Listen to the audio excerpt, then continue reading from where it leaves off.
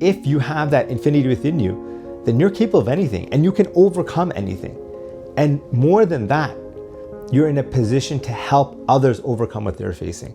Today, I sit down with my good friend Gurratan Singh, who talks about Sikh philosophies.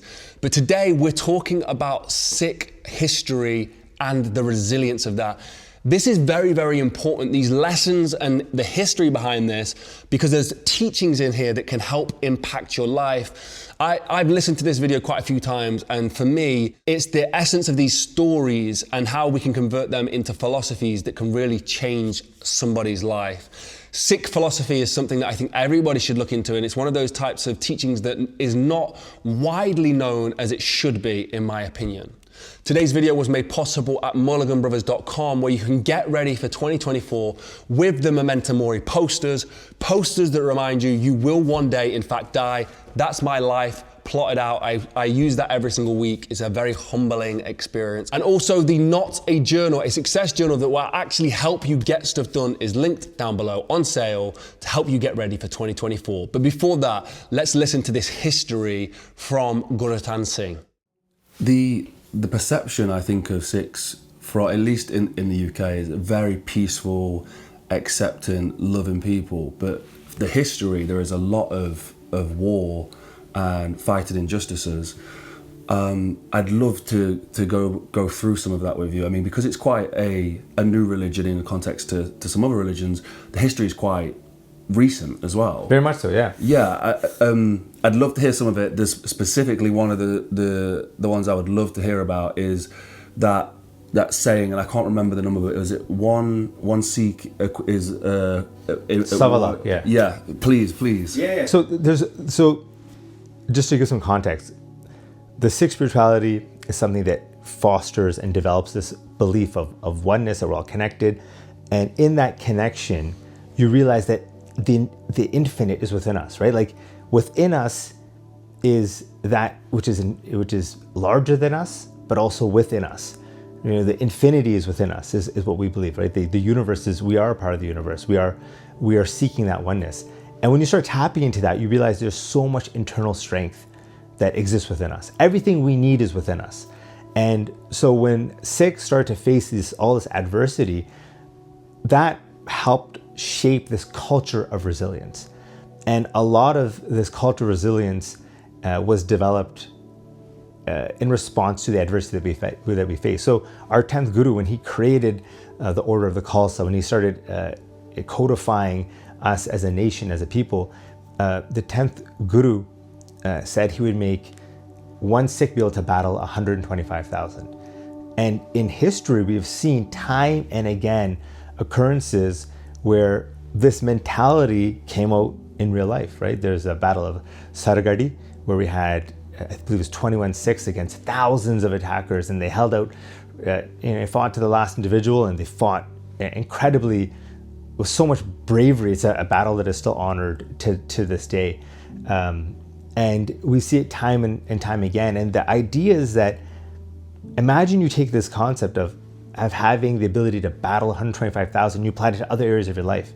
You had the creativity, the output, the energy of 125,000 others. That's the goal, right? That's when you tap into infinity, which is within us, then you are able to have exponential ability. You can have exponential output. You can have exponential, the ability to help and serve others. So this is the mindset that we start to foster as Sikhs when we tap into this culture of resilience.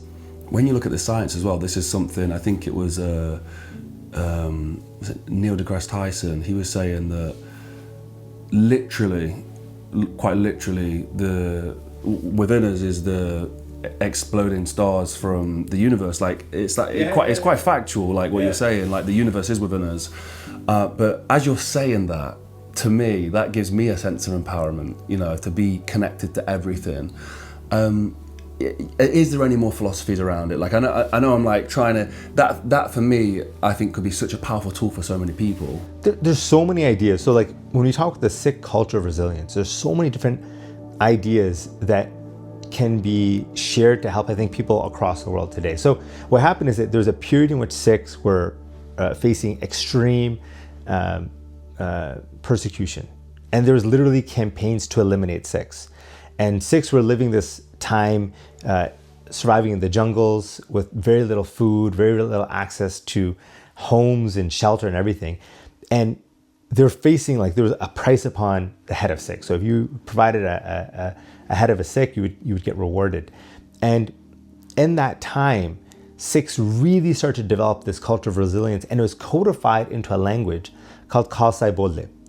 And in this language, everything that they experienced would be reframed in a positive perspective. When a Sikh would see another Sikh, irrespective of how daunting or tough times they were facing, when asked how you're doing, a Sikh would respond by saying, I'm in Chardi Kala. Chardi Kala is this really powerful idea, which means having rising spirits in the face of adversity. So not just having rising spirits because it's a beautiful day and you're having a great time, but having rising spirits in the face of tumultuous, tough times. And that creates this mentality that irrespective of what you're going, I still have rising spirits. You can't break me. To this day, when a Sikh is asked how you're doing, it's very appropriate. You'll hear Sikhs to this day say, Chardi Kala. They might be facing tough situations, but they're fostering this mentality that my spirit cannot be broken. It's going to rise exponentially in the face of the tough times that I face.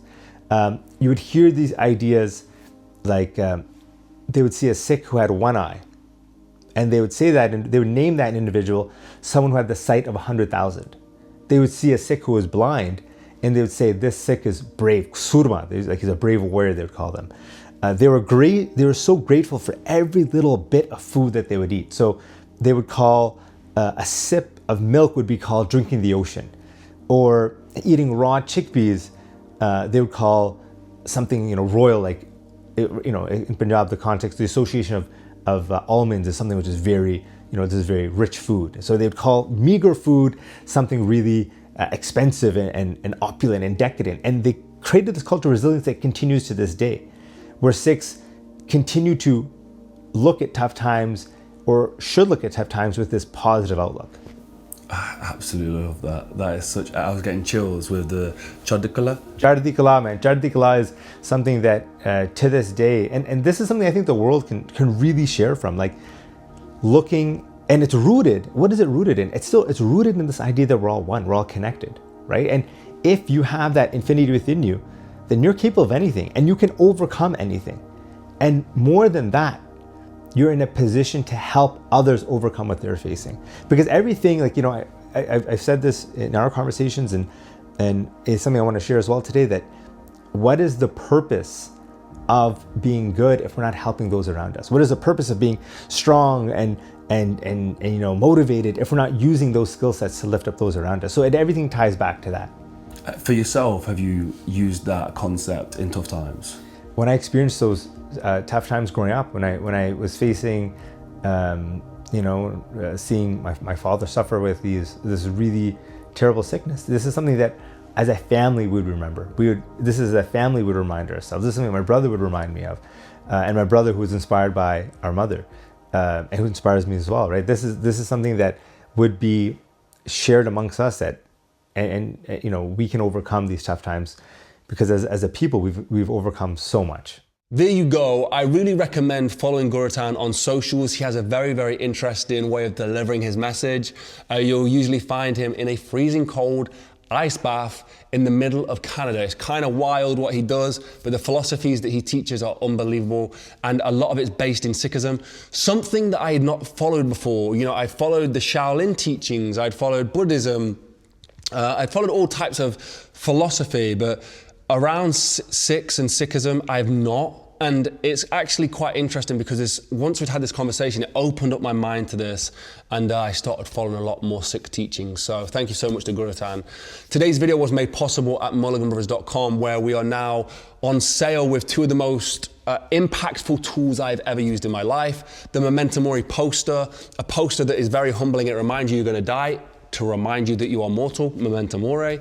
That is my life plotted out. Every single week I fill in a square, and they are now on sale down below with the frames included, and they make great gifts as well for Christmas. And the Success Journal, the Not a Journal, that is ironically named because journaling became so ridiculously recently, where you'd read half a book just to understand how to use the thing. Whereas this is completely different. There's one page on how to use it. You reaffirm your goals every single day. It's dateless, so you can continue to use it throughout the year. And yeah, it's a very, very impactful tool in my life. This is why it exists. We made these to exist and help you actually achieve success, not create fluff. So yeah, and also I want to mention this for my brother William. I've not mentioned this, but they've been on my desk all week. The Meditations of journal. My brother William runs the Everyday Stoic. He's got a book coming out very soon, and he developed this book called The Meditations of. It's just a plain journal, but if you know about the Meditations of Marcus Aurelius, his idea is that you can create this. It says the Meditations of, and you fill in your name. So mine would be the Meditations of Jordan. I actually have one of these, and I've been using it. And I use this to jot out my thoughts, my philosophies. And then who knows, one day somebody might pick this up and go, the Meditations of Mark, or the Meditations of James. And you go through that and you fill them in, and I keep volumes. I've got my volume 1 right now. And yeah, they're at his website, theeverydaystoic.com. He's not asked me to promote that. I just thought I would anyway, because they're a great tool as well. But thank you for watching, guys. Have a blessed and productive day. Hit the notification bell, hit the subscribe button. And remember, we are on Spotify now as well. I'll see you in the next one. Peace.